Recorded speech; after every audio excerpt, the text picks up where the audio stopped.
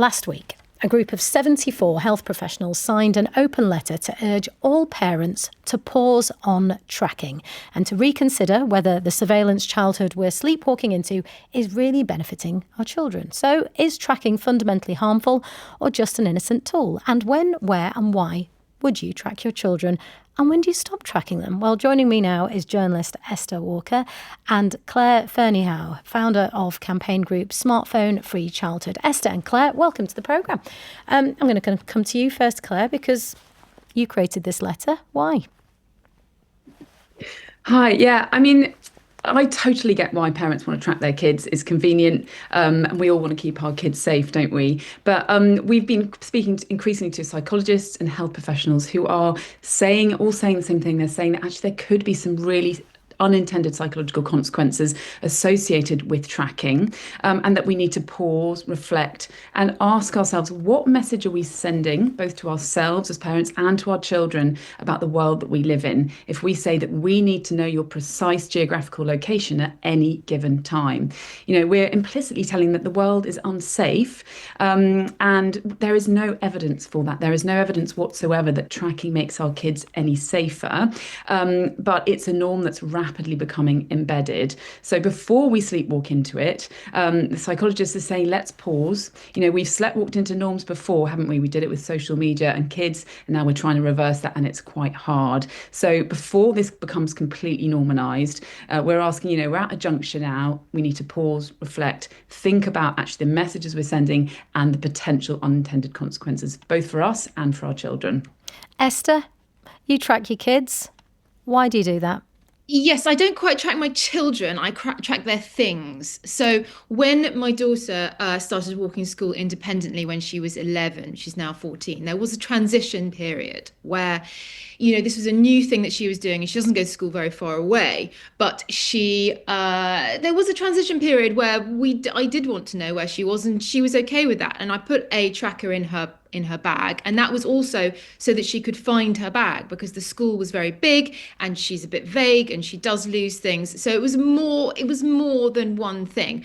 But I had a conversation with her about, before I put the tracker in her bag, you know, I asked her permission and I explained what I was doing, and she was okay with that. And I think that, you know, I'm not going to argue with a load of psychologists, but, you know, I did not tell her in a great gibbering fret of screaming hysteria about how dangerous the world was, and I needed to know her precise geographical location at all time. I said, it's nice for me to know where you are, you know, because sometimes there is miscommunication between the school and parents. And if an after school lesson or a club has been cancelled and I don't know, it's just handy to know where she is. But I mean, I can't like push back on like a million professionals telling me that I'm making a mess of my kids. Well, no, I mean, it's not, Clare. I mean, it's not one extreme or the other. It's not about being a gibbering, anxious wreck. I'm guessing it's that just by the act of wanting to know that is sort of, is that it, you know. Go on, Claire. I'll let you respond to Esther. Absolutely, yeah. And you know, Esther, it sounds like you're taking a very moderate approach. I think what health professionals are coming together to say is that, you know, there is no evidence that it makes them safer. There is a really important rite of passage that, you know, where children start to separate from their parents and get that increasing autonomy and independence. And now what we're able to do is put technology in the middle of that, and it mitigates our very normal feeling of parental anxiety, which, you know, I certainly have, about thinking about my daughter crossing town on her own, for example. But we're depriving them something of really, really important. There's a lot of evidence that shows that children desperately need autonomy and independence, and true independence, to develop. You know, that autonomy is correlated with a whole range of things: better emotional regulation, resilience, better at dealing with frustration, uncertainty. And actually it just helps them build confidence. If they know they can walk to the shop, they can go to school on their own, they can navigate the world without being tracked, it's those skills that really help them develop into successful, resilient adults. So I think this is a nuanced area, but we just need to be thinking about, we're doing something, we're relieving our own anxiety, we're sending messages to them that actually they can't necessarily do this on their own, potentially, and we think that we're making them safer, but actually we're depriving them of those very real life sort of street smart skills that they need. Because, yeah, you know, of course, they are still on their own. They can solve solve their problems, but there is something about knowing that you're being monitored. Know that we respond differently when we are monitored, and they need to know that actually they can solve these problems completely on their own. Esther? Um, Well, I'm not sure what to say to all that, but I certainly, I mean, look, I haven't done all this research, so I don't quite have the facts at my fingertips. All I have is anecdotal evidence of me and my own children, and they seem to be fine, and they come across all sorts of problems on the train when they're going to school, or walking to and from school, or socializing with their friends, that they do have to solve on their own, and they tell me that they've solved them on their own.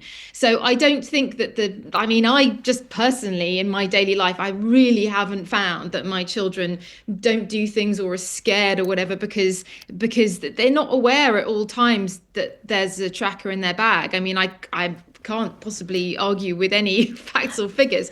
No, but isn't it about something a bit more subtle than that? Let's take you back to your own childhood and growing up, and how I guess we grew up. I guess we're in an age now where things are so different, and now you've got trainer companies getting onto this, and you can put sort of various devices into children's shoes or whatever.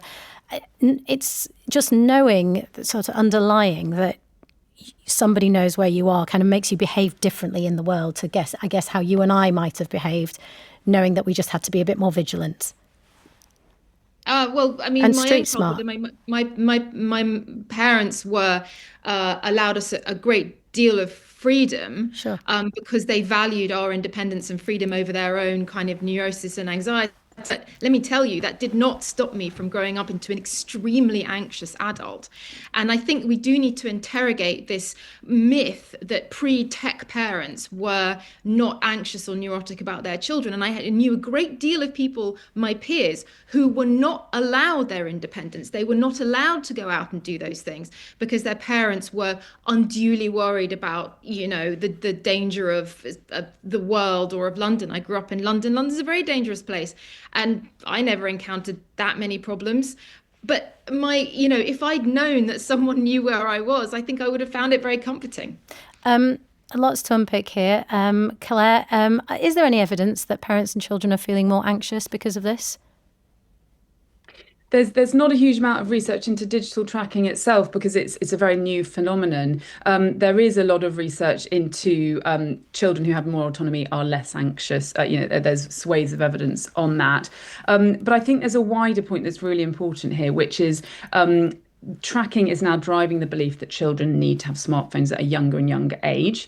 Most parents don't want to give their child a smartphone at a young age. We know that. We often do it because of peer pressure. But now increasingly we're hearing from the parents in our communities that actually it's because of tracking they think they need to do it. So parents are now feeling forced into a social norm, which is not great. We know the younger a child gets a smartphone, the worse their mental health will be.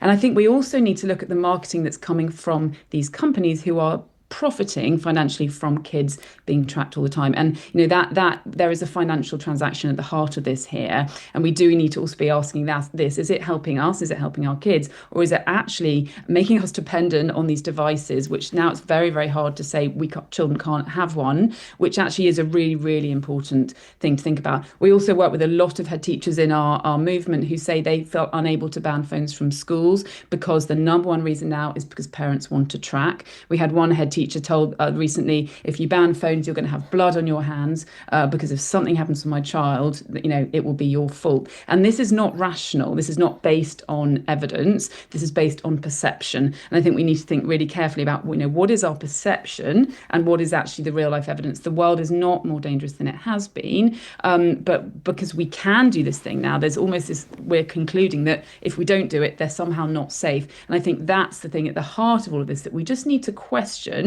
and reflect on before this becomes a norm that's very hard to reverse. Esther, what age will you stop tracking them?